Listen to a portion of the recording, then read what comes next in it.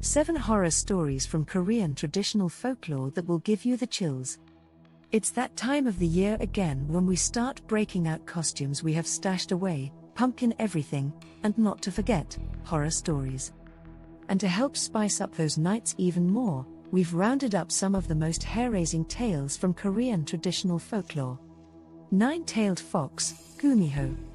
Nine-tailed foxes are commonplace in folktales originating from Korea, China, and Japan. According to these legends, a fox that lives for 1,000 years can turn into a fox spirit and shapeshift freely. Its most preferred form to take, though, would be that of a beautiful young girl who seduces men and makes a meal out of these unfortunate souls.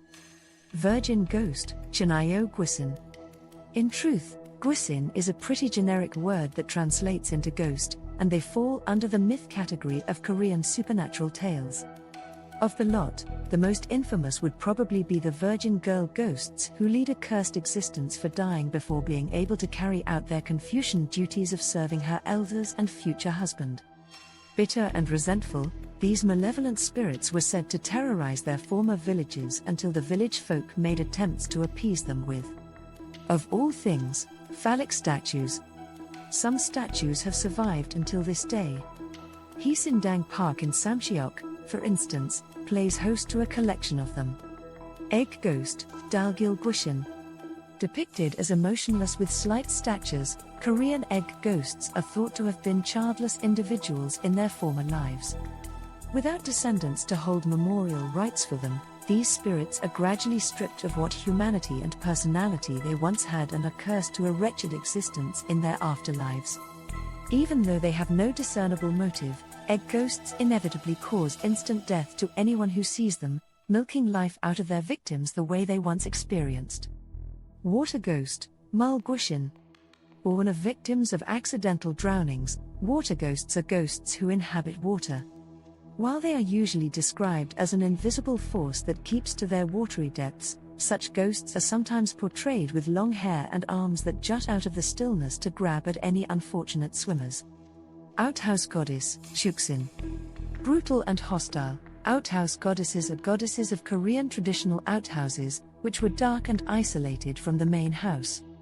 Manifesting as long-haired women, these deities lie in wait in the dark and groom their long tresses in preparation for their cruel misdeeds.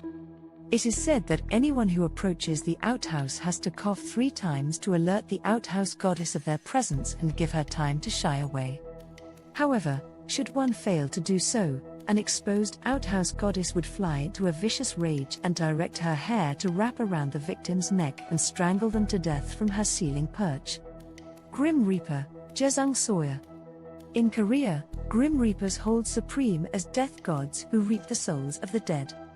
Although these death gods make multiple appearances throughout Korean traditional folklore, they are frequently bested by their opponents who successfully cheat death. One of the rare tales in which a Grim Reaper is able to carry out his unearthly task is myth of General Sinewy. In this folklore, a strong and capable General Sinewy attempts to ward off the deathly prophet to no avail by planting a ring of orange trees, piercing his head with a silver needle. Desperate times indeed call for desperate measures, and fighting off legions of ghosts in the underworld. Goblin, Dokkabi. Korean goblins are created by the spiritual possession of objects that hold the stain of human blood.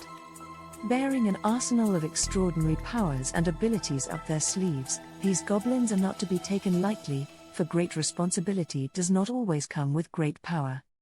In one traditional folktale, an old man befriended a visiting goblin over drinks and conversations only to get a rude shock when he saw his friend's reflection one day and realized he was turning into the creature. Feeling betrayed, the old man doused his house with cow's blood, said to be the goblin's fear, and successfully deflected the sly goblin.